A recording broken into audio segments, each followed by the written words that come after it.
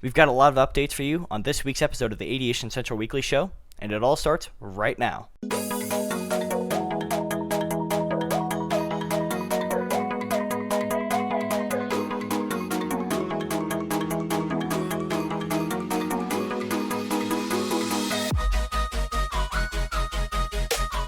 Welcome to episode 2 of the Adiation Central Weekly Show.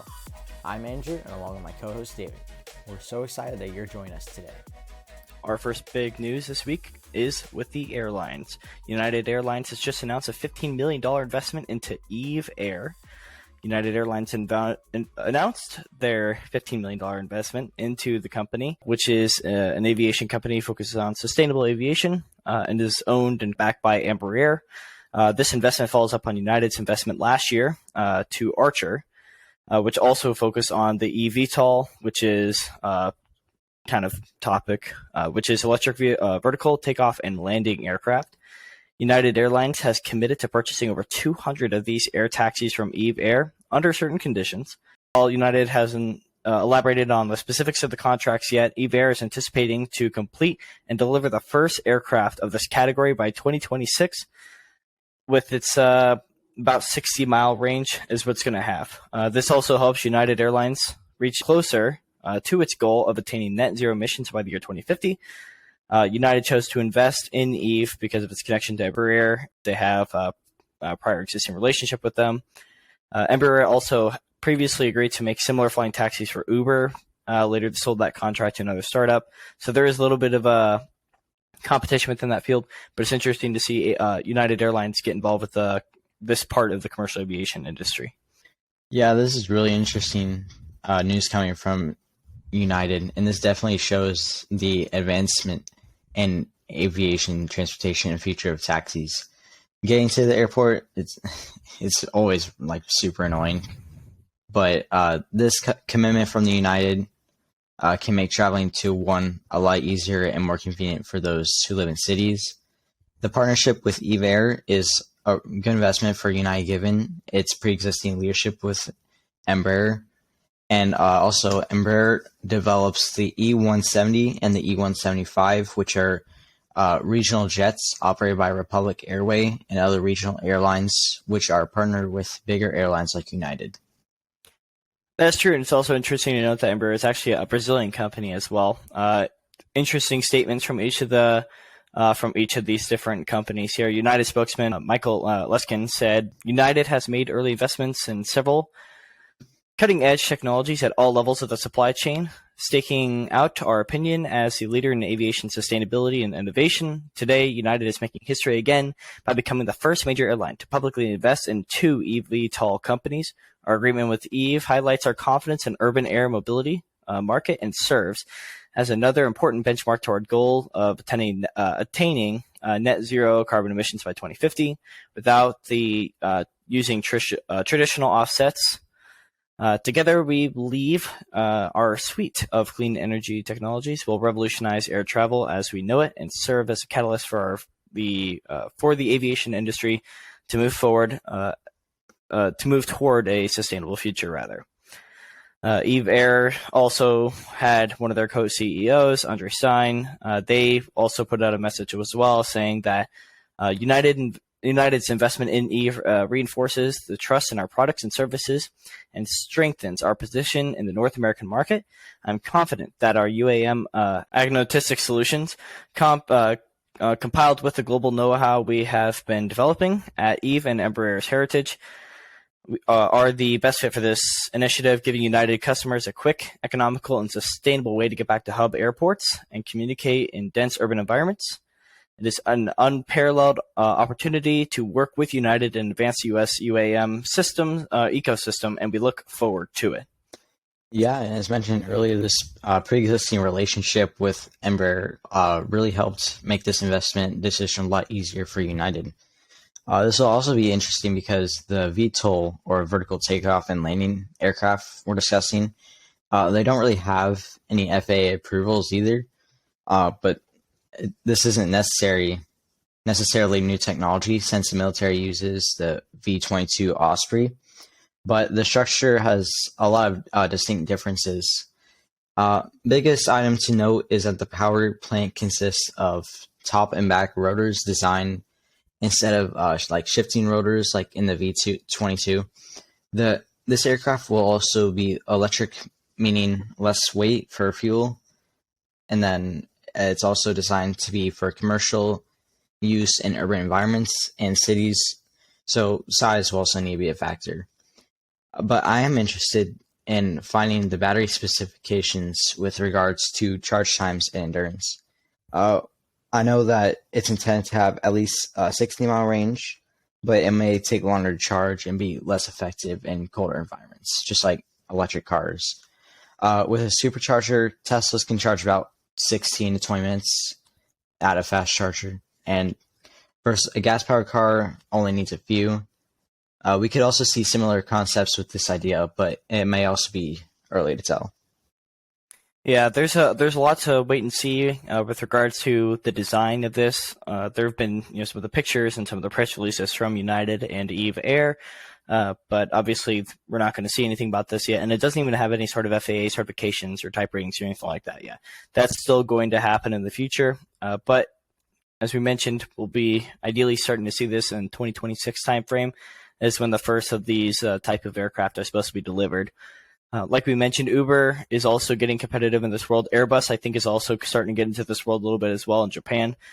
So kind of the rooftop-to-rooftop surface kind of thing over here with regards to that kind of stuff. In general, these designs will help to save time and allow for more efficient travel, but costs, especially early on, may be an important factor. It's also interesting to note that there's already public transportation that exists, especially for getting to airports and stuff like that. A lot of these cities, if they're big enough for that, would have maybe a bus system, maybe like a metro or a tram, as well as taxis and other vehicles as well. So there are a lot of different options over here, but it's going to be interesting to see how this works out. So, some of these air taxis going through, and the fact that they're electric as well, that's also going to be new. Absolutely. It's also an important factor, especially for a startup company, but with backing of United and Embraer being the parent company, it's also important to remember that these successful companies bring a lot of experience and know how to the table. In addition to that, these aircrafts will use new air traffic management systems to better equip these aircraft within these environments. Absolutely. And even though transportation methods now be able to get to airports, they already exist. It's going to be interesting to see as far as for some of the details, right? About how exactly you're going to be able to go through bigger cities. Then we already be in like a Class Bravo airspace. You're going to have to worry about some of the other air traffic that's going around, especially if these are going to be unmanned aircraft as well. If that's what they're intending these to be. Then it could also be interesting to see as well, maybe manned, maybe unmanned kind of thing. But it's going to be interesting to see if there's going to be anything in particular for what pilots will need to do, or if it's not piloted, then what that sort of control would look like from a further away standpoint with air traffic control as well, because that's going to really clog up airspace in particular as well. So that's going to be really interesting to see what happens within that field as well. Yeah, a lot of interesting updates to see from United, Eve Air, good partnership building there. Interested to see some of these aircraft starting to fly around a North American city soon. But let's go ahead and turn over to the space side now. Interesting news as we turn to a new announcement and agreement from the National Transportation Safety Board, or NTSB, and the FAA. The NTSB now, with this new agreement, will hold the primary responsibility of being the lead investigators for commercial space accidents and incidents. Yeah, that's right. And while this is normally a task previously undertaken by NASA and the FAA, the privatization and commercialization of space travel has made the Department of Transportation reconsider. Previously, the NTSB didn't include space, but now it looks like it's going to. Yeah, it's also important to note that the NTSB has assisted with investigations previously, either through direct assistance or through resource assistance previously. This isn't new. But the key difference now is that they'll be the primary lead in future investigations. An example of previous roles that the NTSB held includes the Challenger space shuttle accident back in the 80s. But now, of course, the NTSB has the lead authority for these investigations. Anything associated with these launches, regardless of the personal harm or property directly related to the launches, will now be under their jurisdiction as well. So that's an important difference as well. So anything associated, like, say part of a stage separation, or you have just parts of the rocket that fall off during some of these portions of launch, they were to fall, hit like a car or home, anything else like that could damage anything else on the ground. Anything related to space launch kind of thing, NTSB is also going to be working on that as well to see if they can help minimize that. Yeah, rest in peace, Michael J. Smith, former NASA pilot. But exactly, and the private space race is definitely heating up now. SpaceX is obviously one of the industry's leaders in this space. Let's go Elon Musk. But we also saw this competition last year with the Virgin Galactic and Blue Origin reaching space with manned crafts. This also means the volume of space launches will increase as well. In addition, NASA's Artemis mission plans to return to the moon, so that'll be cool.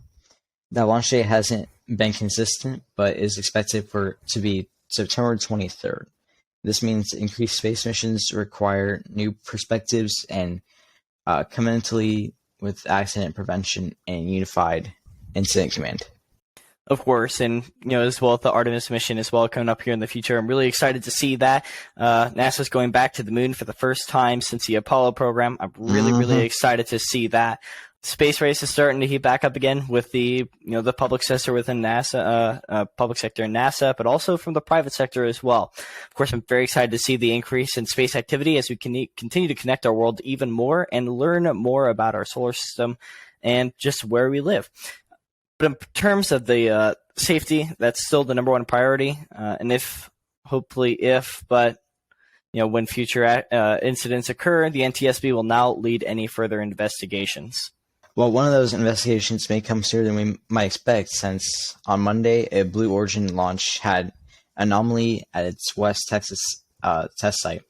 Numerous experts from public schools and universities were on board, hoping to complete experiments about microgravity's effect on ultrasonic waves.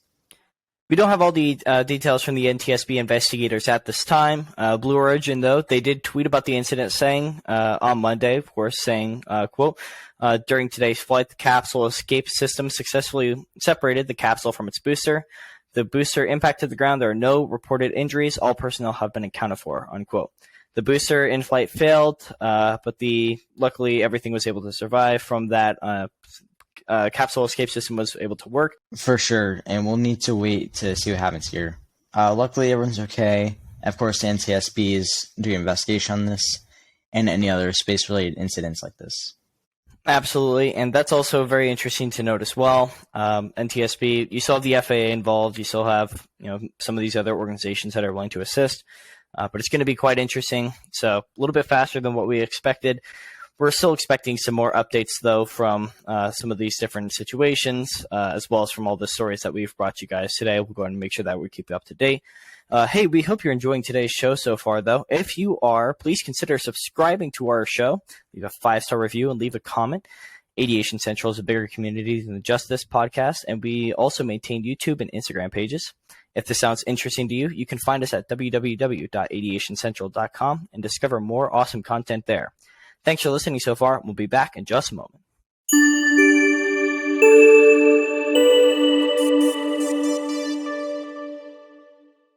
Okay, welcome back, everyone. We've got some new topics today, and there are our aircraft of the week and a trivia question for you guys. So this week's aircraft is the Piper PA-28 Cherokee. It's a 2 or 4-seat aircraft, and it's received its first type rating in 1960 from the FAA. Over 32,000 of these aircraft and its variants have been built, and it primarily serves as a personal air taxi and trainer aircraft. It's a low-winged aircraft, but it still competes with Cessnas 172s and others in that space. The Archer variant of the PA-28 was discontinued in 2009, but then it was also recontinued in 2010 under a new company ownership. Piper Cherokees are neat aircrafts and are one to consider for personal and train usage. Yeah, I really like the Piper Cherokee aircraft. I don't know. It's just a nice aircraft. It's a classic. You saw the Cessna 172s and other aircraft in that space as well, especially for aircraft training. But the low wing design, it causes a little bit more of a challenge for students early on, especially trying to find exactly where the runway is and some of the different things like that compared to a high wing where you have a little bit more of that down view. But just the overall design of it, the fact that it's still here, still in production, really, really cool aircraft. And we just want to make sure that we gave that out for the shout out this week. We'll still have more aircraft coming up here in the future, so make sure to stay tuned for those. But of course, and thanks, Andrew, for bringing that up. But of course, now we move on to our second topic, which is this week's trivia topic. From here on out, we'll ask each other some of the prompts, and you guys at home, go ahead and take a listen as well. For this week's prompt, we have, who was the first aviator to fly across the Atlantic Ocean, Andrew? Yeah, well, those flights occur a lot more frequently now, but the answer to your question is Charles Lindbergh, and he accomplished that in 1927, flying the Spirit of St. Louis. All right, nice job. And that's a relatively common knowledge for aviators as well. But I'll have a tougher question for you next week. All right, Andrew? All right. Yeah, so make sure you study up on that. Of course, we'll go ahead and make sure that we have some more of these as well. And we'll make sure that we're including more into these shows as well here in the future. Until next week's question, though, we're so glad you joined us this morning. We hope you've enjoyed today's show. And for more aviation content from us throughout the week, please visit www.aviationcentral.com. Thanks so much for listening to this week's episode of the Aviation Central Weekly Show. We'll catch you guys later. And as always, stay cool.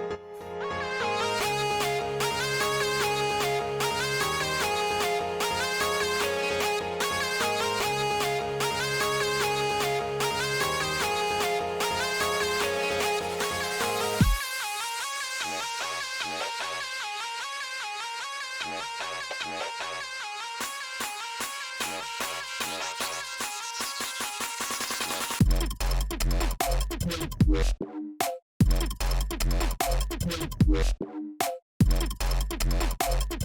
right back.